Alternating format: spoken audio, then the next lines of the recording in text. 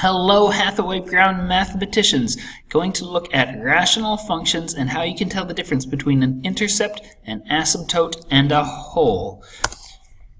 The fundamental question, when are the numerator and the denominator equal to 0? That's what you want to find out. When are they equal to 0? So if you have a question like this one, which is from Statistics in Pre-Calculus book, section 8.2, page 445, want to take a look at that. When are the numerator and denominator equal to 0? It's much easier to tell if you factor it. So if we look at this factored form, we can see a number of things.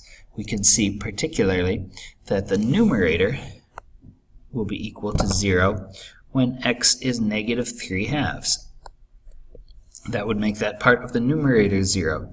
We can see that the denominator will be equal to 0 when x is negative 2. That will make this term 0 and therefore make the whole denominator 0.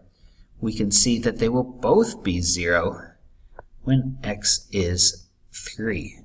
Both of these terms would be 0, and so you will have 0 divided by 0. So let's take a look at those three key points on the graph. X equals negative 3/2, also known as negative 1.5.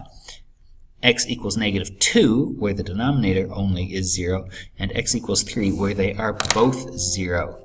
A quick look at the graph. Looking at the graph, x equals negative 1.5. That's where this term of the numerator will be 0, and you see that negative 1.5 is an x-intercept.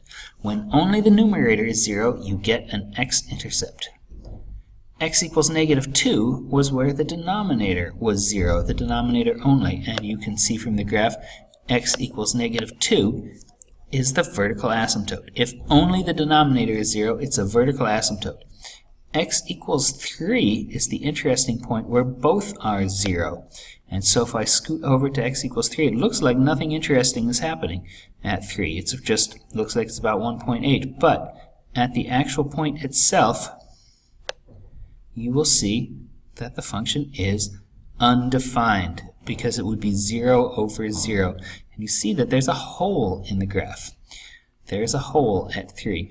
The graph looks totally normal, and in fact, the values of x are approaching 1.8. We can talk in another video some other time about how do you know that it's 1.8, but in the meantime, it is actually undefined there. Good. Quick summary. How can you tell what's going on? If the numerator is 0 and the denominator is not, you will get an x-intercept. If the denominator is 0 but the numerator is not, you get a vertical asymptote.